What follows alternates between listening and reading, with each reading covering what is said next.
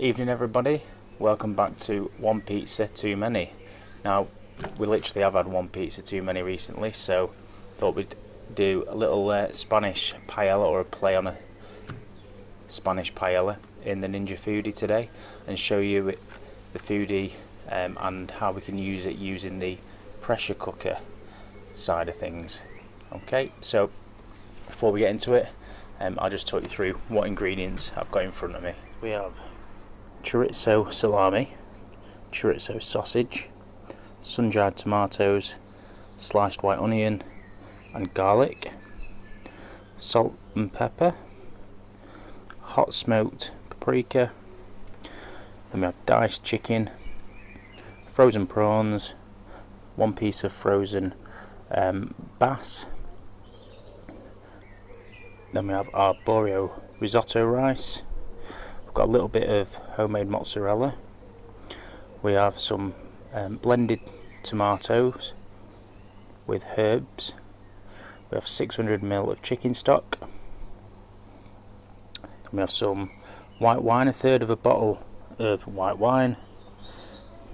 We have the oil from the sun-dried tomatoes that we're going to use to cook.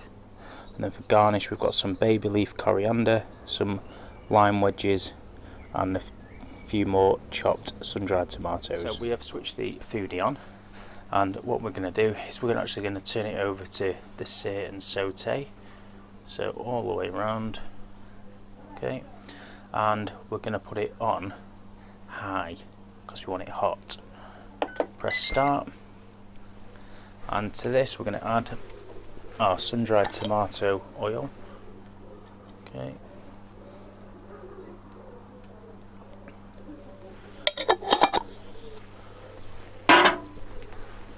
And this thing really doesn't take that long to get up and running and hot. Now it's just fairly starting to sizzle, so I'm going to go in with garlic and all of the chorizo sausage,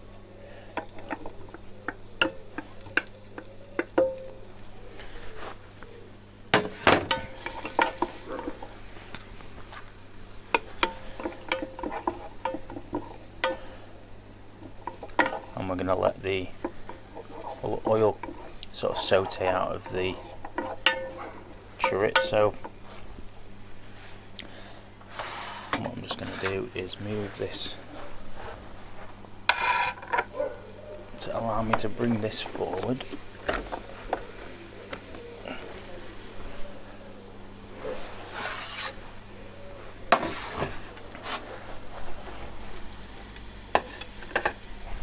To show you what's going on.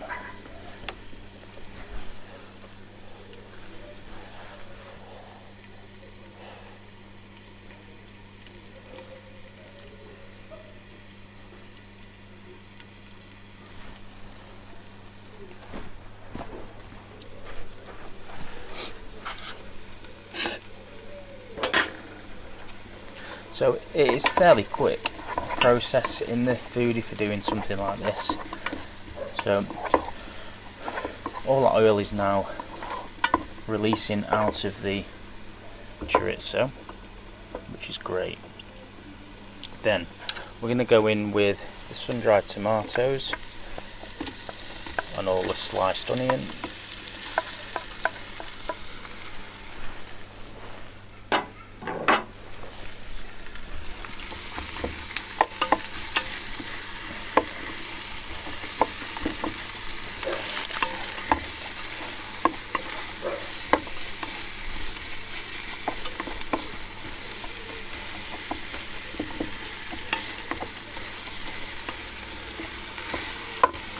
Then to the onions, we're going to add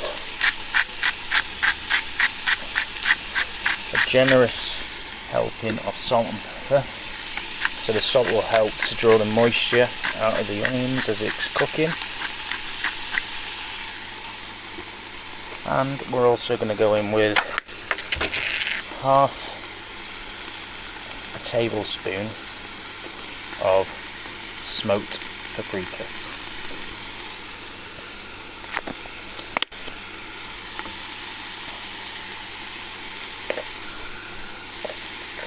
And then mix all that in.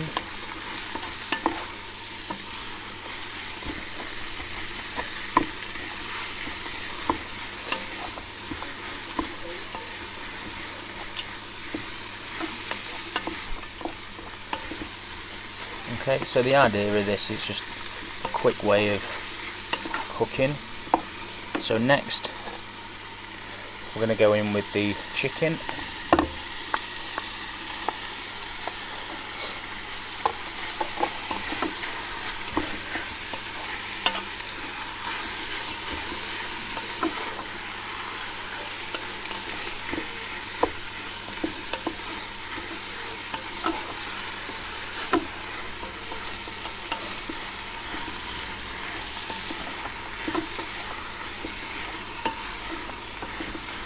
Stir it all around. So we're not after actually cooking the chicken or anything like that now, because it's going to get pressure cooked anyway, and it's going to get cooked in that process.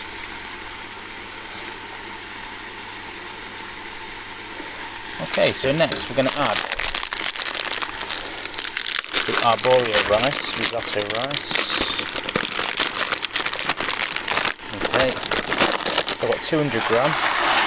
Now, some people will say wash the rice, some people say don't.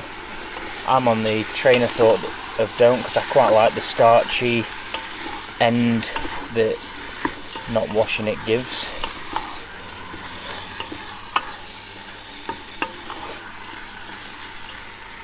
Okay, so I like to just mix the rice up with the other ingredients like that. Just gives it a coating of oil, so it helps it when it's cooking. Next in is the white wine.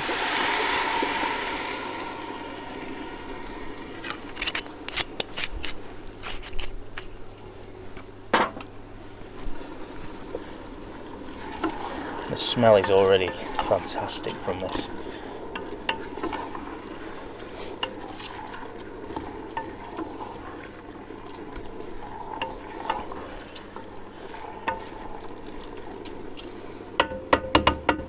Okay, then we're going to go in with the chopped tomatoes or pureed tomatoes out of a tin with some mixed herbs.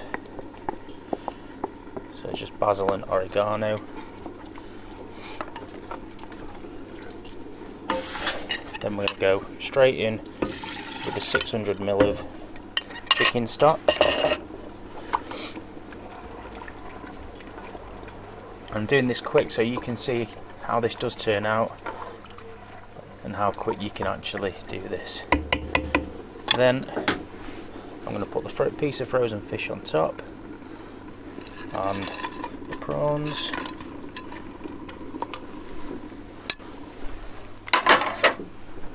Okay, and then what we're going to do is we're going to put the lid on, the pressure cooking lid on, and we're going to make sure that the vent at the back is over to seal.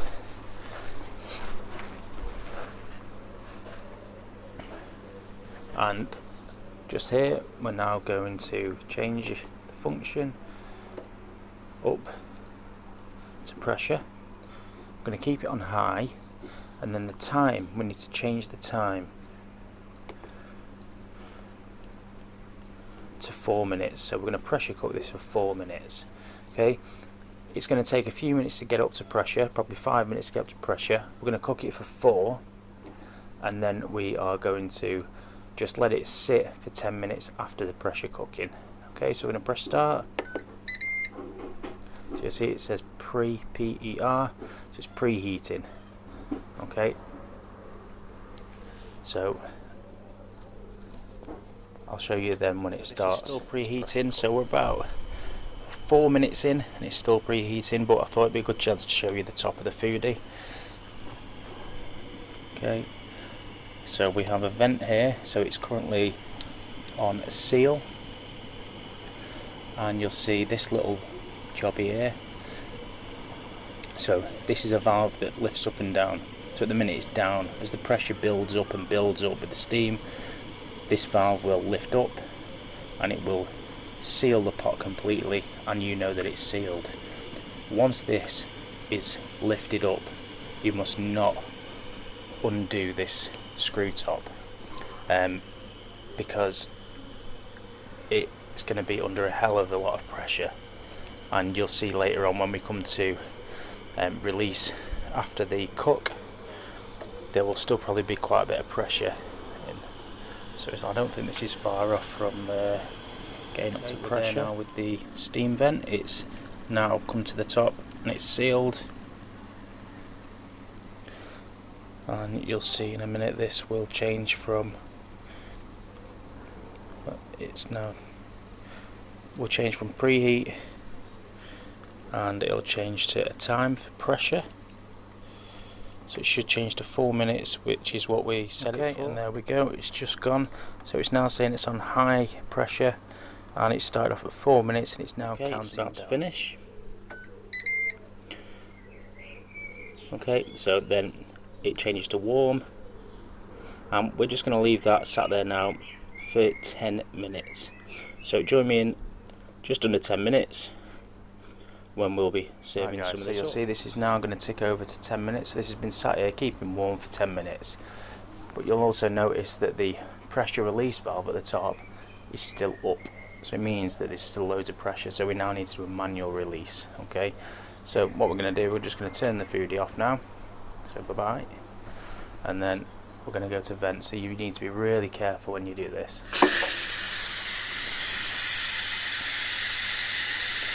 Okay, because as you can see, quite a lot of steam that's coming out, or releasing all that pressure.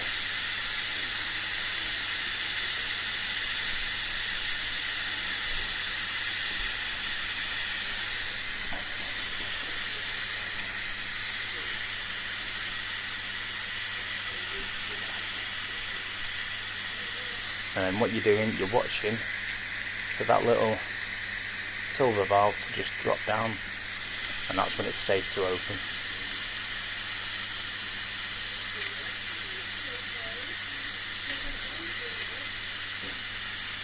So if you do a manual release on something that you cook in straight away, instead of waiting 10 minutes like we have, sometimes that vent can take 4 or 5 minutes to release all that pressure. I think it's going to be fairly quick because it's been sat for 10 minutes.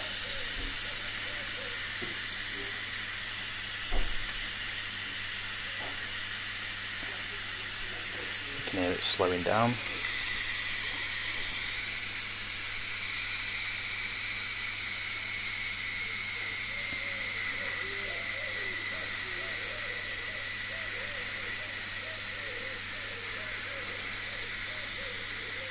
Nearly there.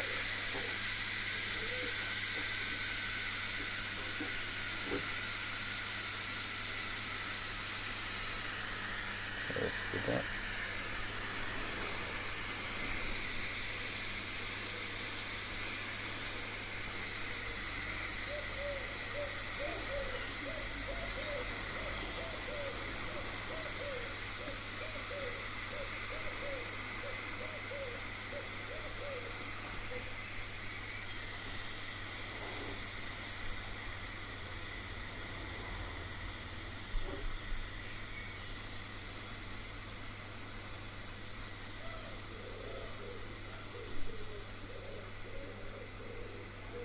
I said it was nearly there. We're on nearly 2 minutes of this venting, so let's say we're almost there now. Yeah, so let's just drop down. So that now means it's safe to open. So we're going to turn it to unlock it. Okay, I'm going to lift it up. Okay, and then you can see inside.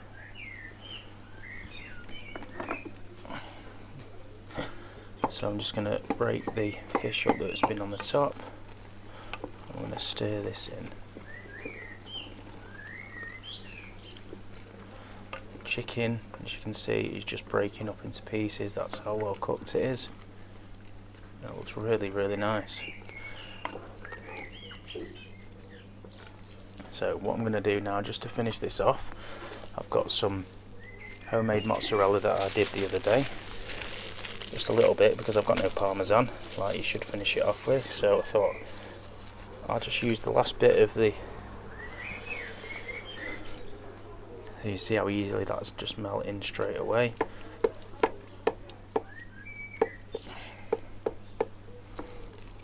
And that's just going to give it a nice creaminess to the risotto and a sort of cheesiness.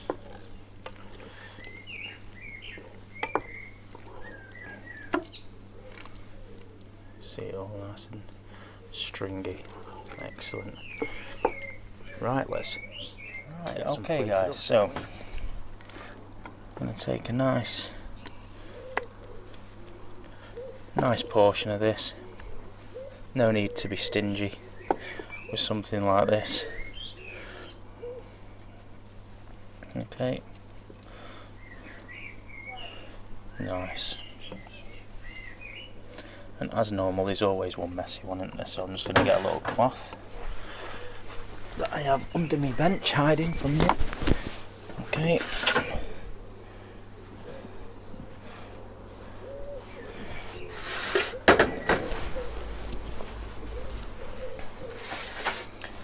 Then to this, got a wedge of lime, some of those nice red chopped tomatoes, sun-dried tomatoes, and just some fresh coriander leaves that have been growing in the conservatory in the heat.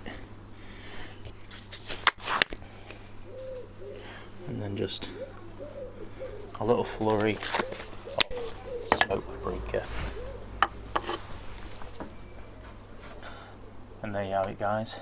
So my take on a quick and easy Spanish paella or a risotto, depending where you're from. That's taken from start to finish 25 minutes in the Foodie. You don't have to stand next to a pan stirring it, adding stock every few minutes like you would a normal risotto. It's dead easy. So have a go yourself. Let me know what you'd put in yours. What kind of fish? Would you leave something out? Would you add something extra in? Let me know what you think in the comments below. And of course, make sure you head over to our Facebook page at One Pizza Too Many for all the in-between pictures and sort of chat about what's happening on the channel. And also make sure that you do share, like, and hit the subscribe bell so you'll get notifications of when I release a new video. Until next time everyone, thanks very much for watching. One pizza too many.